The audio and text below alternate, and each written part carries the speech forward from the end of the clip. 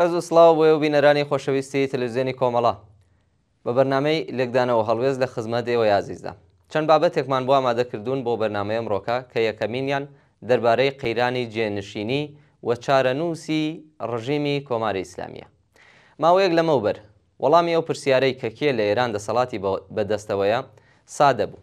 ئایەتوڵڵا خامنەیی ڕابەری ڕژیمی کۆماری ئیسلامی ئەو کەسە بوو کە بە جۆرێک ئیرادەی نەک تەنها لەلایەن فەرماندە سەربازیەکان و سەرۆکەکانەوە بەڵکو لە هەموو پێکاتەی دەسەڵاتیشدا ڕنگدانەوەی هەبوو. بەڵام لە ئێستادا دوای 46 ساڵ لە سیستمی وەلایەتی فەقیە و لە سایەی پێشاتە قوڵە سیاسی سەربازیەکانی ئەم دواییەدا ئاسۆی حکومڕانی لە ئێراندا تاریک و ناڕوون بووە.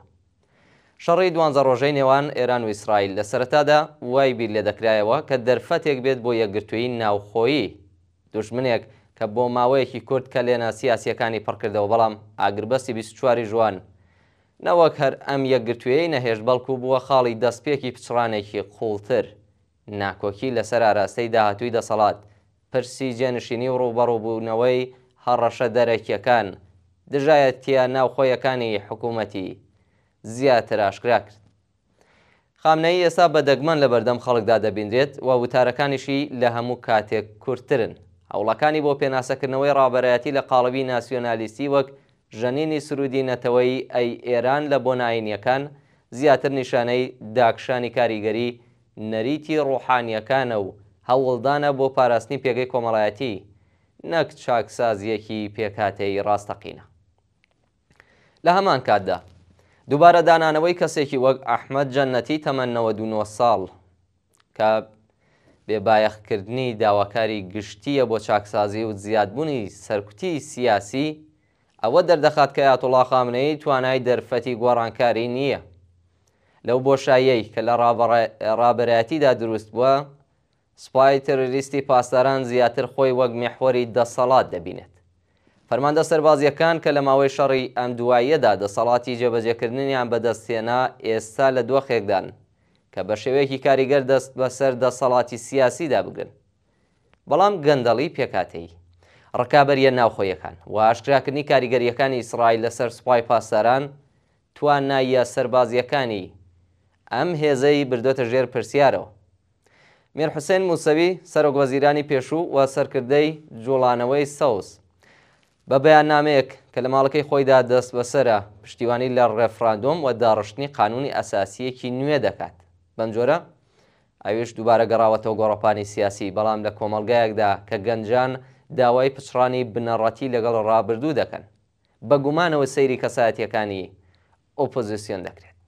لەلایەکی دیکەوە مەسعود پزیشکیان کە بە دروشمی ئاشتەوایی نیشتیمانی و دیالۆگ لەگەڵ ئۆپۆزیسیۆن هاتە سەر دەسەڵات، بەهۆی قەیرانەکانی ناوخۆوە وەک پچڕانی کارەبا و کەماوی و ئەوانە زیاتر لە نیشانەی ئیفلیجی بەڕێوە بردنە، نەک هیوایەک بۆ گواستنەوە و گەڕانەوەی سەرمایەی دەرەکی.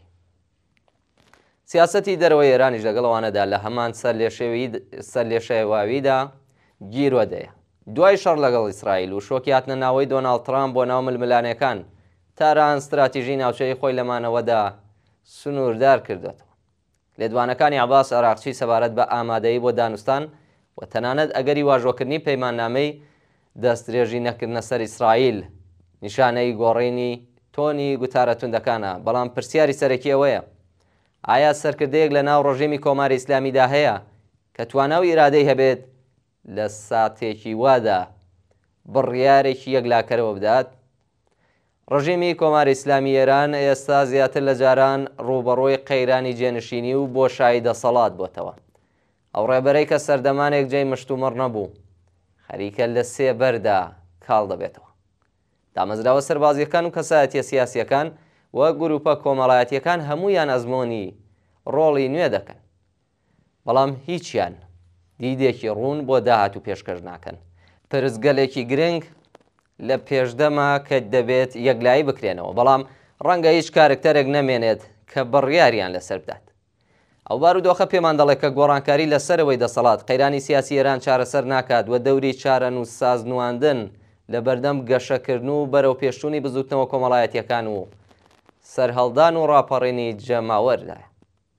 ناوبڕێکی کورت ببینن بە بابەتێکی تر لەسەر جێنۆسایدی ئیزەدیەکان لەلایەن چەکدارانی داعشەوە لە 11مین ساڵیادی خۆیدا دێمەوە خزمەتە.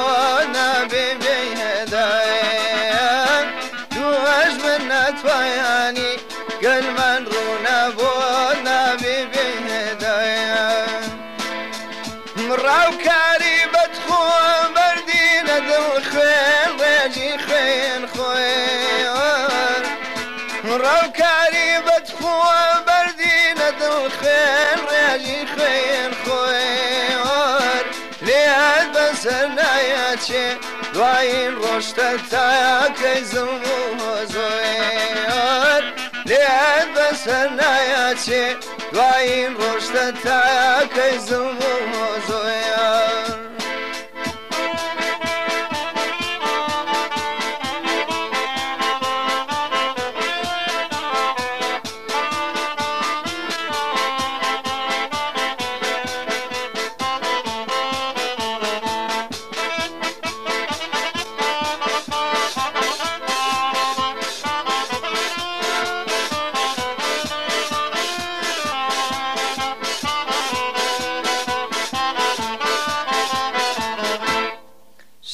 تاریکیش بێ بڵێ و نەڵێ ڕۆژە بێتەوە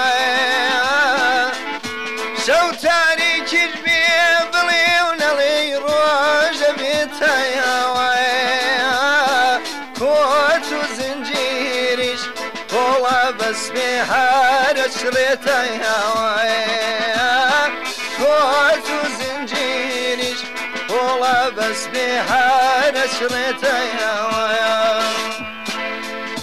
ڕاوکاری بەدخۆ بەردینە دڵ خوێن ڕێژی خوێن خۆێوەر ڕاوکاری بەدخۆ بەردینە دڵ خوێن ڕێژی خوێن خۆێوەر لێت بەسەر نایەچێ دوایین ڕۆشتە تاکەی زم و زۆر لێت بەسەر نایەچێ دوایین ڕۆشتە تاکەی زم و زۆر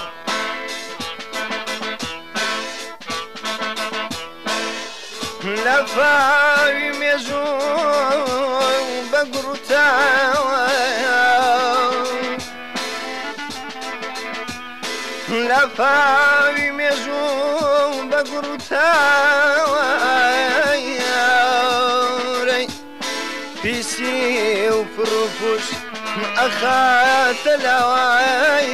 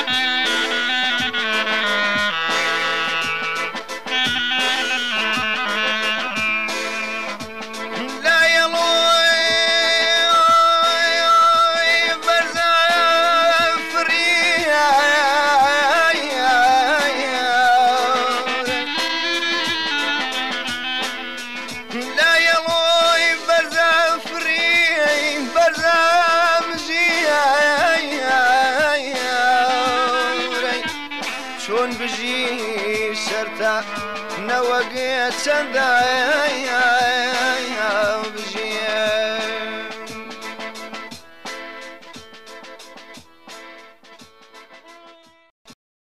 بینەرانی خۆشەویست بابەتی دووهەمی بەرنامەی ئەمڕۆکەمان دەربارەی 11مین ساڵیادی ژۆنۆسایدی ئیزەدیەکان لەلایەن چەکدارانی داعشەوەی لە مانگی ئۆتی ساڵی 2024 زاینیدا لە یەکێک لە سامناکترین کارەساتەکانی سەدەی 21ەم لە ناوچەی شنگاڵ لە باکووری عێراق ڕوویدا.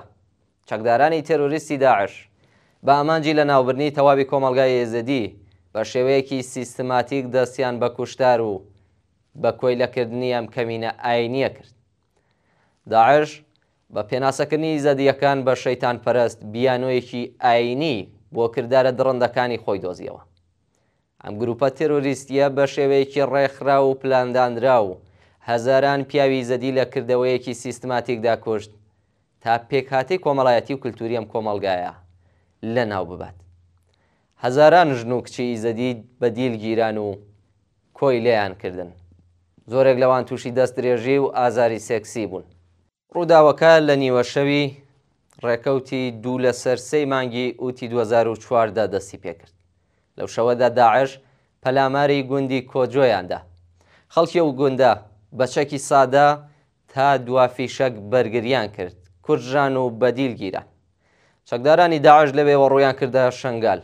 هێزەکانی سوپای عێراق لە کورد و عەرەب و عێراقی و ڕێکخراوی نێو دەوڵەتی هەمووی لە شنگال بوون و بەرگریەکیان نەکرد. ناوچەی شنگال بە ئاسانی لەلایەن چەکدارانی داعش داگیر کرا و کارەساتەکە دەستی پێکرد. ژنان و پیاوانی ئیزەدی بە دڕندانەترین شێوە دەکوژران و کچان و ژنانیش لەلایەن چەکدارانی داعشەوە وەک کاڵایەک مامەڵایان پێوە دەکرا و بە کۆیلە دەگیران. لەم تاوانە نەگریسە بەپێی دوا ئامار ژمارەی گیانبەخت کردووان 1512 کەس، بێسەر و شوێنان 1616 کەس، ڕزگاربووان 4131 کەسن کە گۆی گشتیان 7259 کەسە. هەروەها 189737 کەسیش ئاوارە بوون. 29 کەس لە گۆڕە بە کۆمەڵەکان ڕزگاریان بوو. تا ئێستا 93 گۆڕی بە کۆمەڵی ئەم تاوانە هەڵدراوەتەوە. هەروەها 6470 کەس ڕفێنراون، لەوانە 3548 کەسیان کچ و ژن، 2869 کەسیان کوڕ و پیاو بوون. 274 کەسیش لە ڕفێنراوەکان دوجار بە دەستی داعش کوژان. شەپۆلێک لە پیاو و ژن و منداڵ و گەنج لە کۆڕەوێکدا ڕێگای چیای شنگالیان گرتە بەر بە برسیەتی و تینوێتی ڕۆوچارە نووسێکی ون بوونەوە.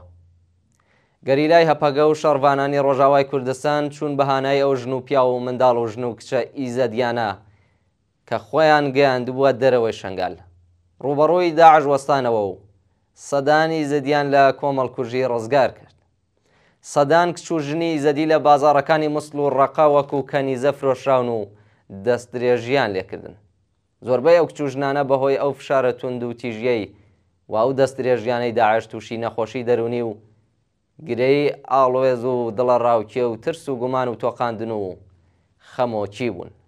ئێستا کە 11 ساڵ لەم جێنۆسایدە تێپەڕیوە، ڕزگاربووان هێشتا لەگەڵ ئازاری ڕابردوو و بارودۆخی سەخت و نوێدا بەرەوڕوون.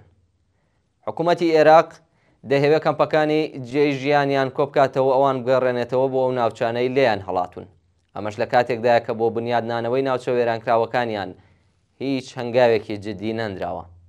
پاش تێپەڕبوونی 11 ساڵ بەسەر پەلاماردانی شنگال لەلایەن داعشەوە، هێشتا خانوە وێرانکراوەکانی شەڕی داعش نەوژەن نەکراونەتەوە. 11 ساڵ دوای جەنۆسایدی شنگال، کۆمەڵگای ئیزدی هێشتا لە مەترسیدایە.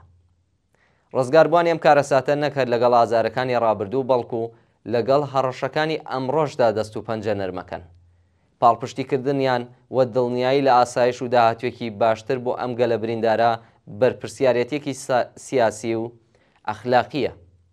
دەنگی ڕزگاربووان دەبێت لە ئاستی جیهاندا ببیسترێت تا بەر بە دووبارە بوونەوەی وەها کارەساتێک بگیرێت.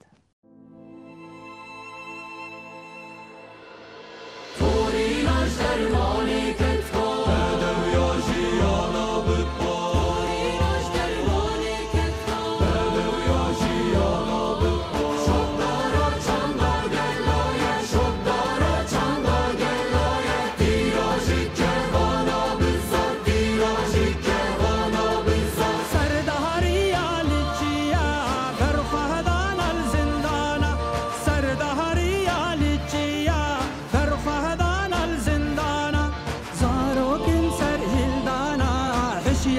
دکن زردانا زاروکن سرهلدانا هشیار دکن زردانا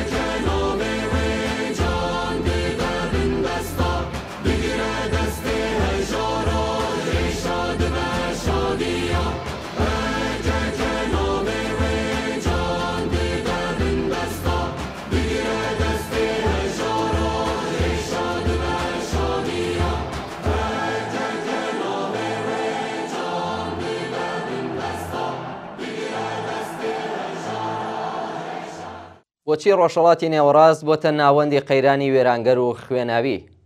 ڕۆژهەڵاتی نێوەڕاست بۆتە ناوەندی قەیرانە خوێناویەکان لە ئاستی دنیادا. ئەو قەیرانانەی کە ئەگەرچی هەر کامیان ڕیشە لە بوارە مێژوویەکان و ئاڵوگۆڕەکانی هەمان کۆمەلگایەدا هەیە، بەڵام بەهۆی دەستێوەردانی هێزە ناوچەی و جیهانیەکانەوە پێکەوە گرێدراون واستێکی زۆر وێرانکەریان بەخۆیەوە گرتووە. پرسی کورد و پرسی فەلەستین وەکو دوو کێشەی ڕیشەدار و عادڵانە کەوتونەتە ناوەندی ئەو قەیرانانەوە گەلێک جار لە پێناوی ئەم ململانەیەدا زەربەی قورسیشیان بەرکەوتووە. یەکێک لەو هۆکارە سەرەکیانەی کە کاریگەری کردوتە سەرڕەوتی ئەم قەیرانانە لە ڕۆژهەڵاتی نێوەڕاست ئەم ڕاستیەیە کە نەزمی سەرمایەدارانە و ئیمپریالیستی پێشوو کە ئاساسەن بە ڕێبەری ئەمریکا لەم ناوچەیەدا شکڵی گربوو وازل هێزە جیهانیەکانی تر و هێزە ناوچەیەکان هەرکامەیان بە چەشنێک ملیان بۆ دابوو دوای 11 سپتامبر و لەشکێشکێشی ئەمریکا بۆ سەر ئەفغانستان تێکچوو. جۆرج بوش بە هێنانەگۆڕی تەرحی خاوەرمیانەی گەورە و هەوڵدان بۆ شکڵدان بە نەزمێکی تازە لەم ناوچەیەدا لە ڕاستیدا دانی بەوەدانا کە نەزمی ئیمپریالیستی ڕابردوو لە ناوچەکەدا شکستی هێناوە و خەریکە لێک هەڵدەوەشێتەوە. بەڵام ئەزموونەکان نیشانی داوە کە نە هێرش بۆ سەر ئەفغانستان و نە لەشکێرکێشی بۆ سەر عێراق و ڕوخاندنی ڕژیمی سەدام حوسێن و نەخستنە ژێرگوشانی دەوڵەتانی عەرەبی بۆ ئەنجامدانی کۆمەڵێک ڕفۆرم نەتەنیا نەیتوانی شکل بداتە نەزمی نوێی ڕۆژهەڵاتی نێوەڕاستی گەورە، بەڵکو ڕەوتی لێک هەڵوەشانی نەزمی کۆنیشی خێراتر کرد. کاتێک ئەمریکا بە قەدەر قودرەتی نظامی نەیتوانی ئەمنیەت و نەزمی سیاسی جێگیر بکات، هێزە ناوچەیەکان هەمویان بەڕوونی بۆیان دەرکەوت کە ئەمریکای تر ناتوانێت لە ڕۆژهەڵاتی نێوەڕاست نەزمی دڵخوازی خۆی بە تەنیایی جێگیر بکات. بە تایبەت دوای دەستپێکردنی ئاخێزە شۆڕش گێڕانەکانی ناسراو بە بەهاری عەرەبی لە ناوچەکەدا و ئەوەی کە ئەمریکا نەیتوانی هاوپەیمانانی قەدیمی خۆی وەک ڕژیمی مبارەک لە میسر و بن عەلی لە تونس لە ڕوخان ڕزگار بکات.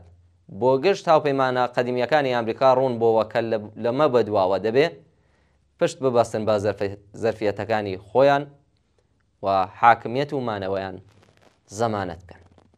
ئەگەر لەمڕۆدا لە ڕۆژهەڵاتی نێوەڕاست هاوپەیمانانی قەدیمی ئەمریکا وەک پێشوو بەبێ ئەملاوەولا پەیڕەوی لە سیاسەتەکانی ئەمریکا ناکەن، بەم هۆکارە سادەیە کە توانایی ئەمریکا بەرەو کزی چووە و نەخشی ڕێبەریەکەی لە ئاستی دنیادا و ناوچەکەدا لاواز بووە. لە ڕوانگەی بەرژەوەندیەکانی حکوومەتەکانی ئەم ناوچەیە نظامی نوێی ڕۆژهەڵاتی ناوەڕاست تەنیا دەتوانێت لە ئاکامی هاوسەنگی هێزێکی نوێی نێوان هێزە ئیمپریالیستەکان و هێزەکانی ئێستا لە ئاسی ناوچەکەدا شکڵ بگرێت. لەم قۆناغی گوزارەدا سەرجەم هێزە سەرمایەداری و کۆنەپەرستەکانی ناوچەکە هەوڵەدەن کە بە دەستێوەردان لە کانونەکانی قەیران ناوچەکەدا و بەبوون بە بەشێکی ئەم قەیرانانە بەشێکی زیاتر و سەهمێکی زیاتر لە دابەشکردنی کاری داهاتووی ئەم ناوچەیە دەستە بەرکەن.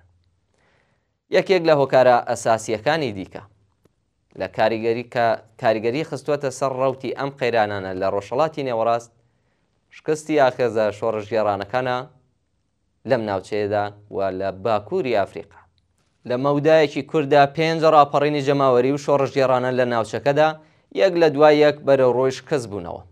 ئاخێزە شۆڕژگێڕانەکان لە وڵاتانی تونس، میسر، سووریا، لیبی و یەمەن کە بۆ باشترکردنی بارودۆخی بەڕێوەچوونی ژیان و کرانەوەی فەزایەکی دیموکراتیک لە کۆمەڵگەدا هاتبوونەتە مەیدان شکستیان خوارد. لە جەریانی هەموو ئاخێزە سیاسیانەدا جەمسەری شۆڕژگێڕانە لە بەرامبەر دوو بەرەی دژی شۆڕشدا بەرەو ڕووبەوە. بەڵام سەرەڕای شکستێنانی ئەم ئاخێزە جەماوەریانە و سەرەڕای دەستێوەردانی هێزە جیهانی و ناوچەیەکان لە کانونەکانی قەیرانی ئەم ناوچەیەدا و ئەو کوشتار و سەرکوتگەریانەی کە خستیانە ڕێی تۆ و چرۆکانی بزوتنەوەیەکی پێشڕە و ڕزگاری بەخش دەبیندرێن. ئەوە خێزە جەماوەریانە لە ناوچەکەدا ئەم گومانەی کە ڕژیمە دیکتاتۆرەکانی بەڕواڵەت سکلوار و بە ڕەوایەتی دان بە خۆیان پەرەی پێدەن کە گویا بێژگە لە بزوتنەوە کۆنەپەرستانە ئیسلامیە سیاسیەکان هیچ ئاڵتەرناتیڤێکی دیکە لە بەردەمیاندانیە تێکداوە. چرۆکانی شۆڕش لە زەوی ڕۆژهەڵاتی ناوەڕاستدا چاندراون لەبەرەوەی کە بوارەکانی شۆڕش لە نێو نەچوون، لەبەرەوەی کە هیچ کام لەو داخوازیانەی کە خەڵک لە پێناوی دەستەبەربوونیاندا خوێنیان ڕژایە سەر شەقامەکان وەڵام نەدراونەتەوە. ئەزمموی حکوومەتی خۆبەڕێوەبەری جەماوەری لە کوردستانی سووریا بە قانون و یاسای پێشکەوتن خوازانە و ڕێخستنی ئەرتەشێکی جەماوەری بۆ دیفاع لەم دەستکەوتانە سەرهەڵدانی شۆڕشی ژن ژیان ئازادی، ڕەوتی بەرەو پێشوونی بزوتنەوەی کرێکاری و گەشەی بزوتنەوە ناڕەزایەتیەکان لە ئێران لەم ماوەی ئەم ساڵانەی دواییدا جۆش و خرۆشێکی خەباتکارانە لە تورکیا، حرەکەتی بزوتنەوەی کرێکاری و بزوتنەوەی چەپ لە تونس و وڵاتانی دیکە بەگشتی زەرفەتیەکانی هیوا بەخشی مەوجود لەم بارودۆخە و لە نێو شەڕ و قەیرانەکاندا پیشان دەدات.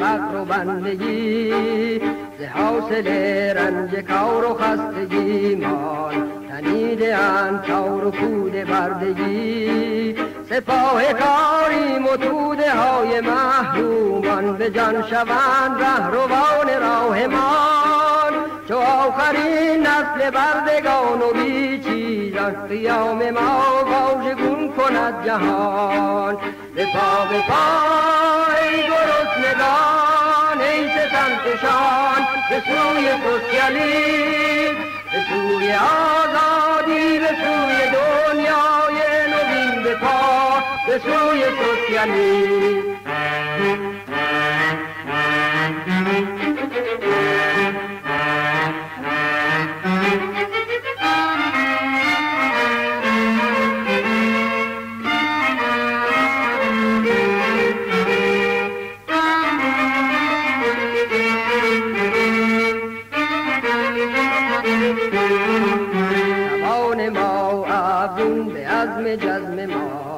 دست خود باید رها شویم سلاح ما اتحاد ما و حزب ما نظام کهنه را زیر پا نهیم زمانه صاحبان زور و سرمایه به سر رسد این زمانه ستم به سر رسد عمر حاکمان بیکاره که دادیم دست خود به دست هم به پا ای گرسنگان ای ستمکشان به سوی سوسیالیسم به سوی آزادی به سوی دنیای نوین به پا به سوی سوسیالیسم.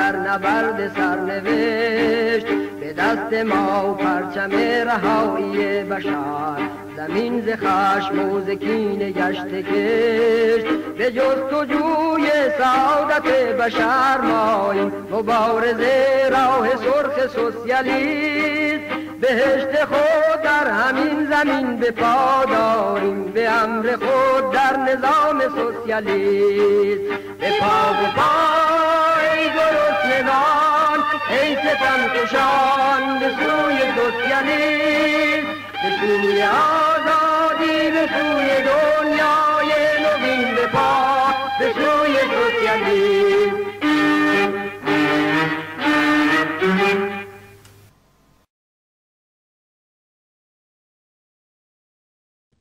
بینەرانی خۆشەویست بەم شێوەیە گەیشتینە کۆتایی بەرنامەی لێکدانە و هەڵوێستی ئەمڕۆکەمان.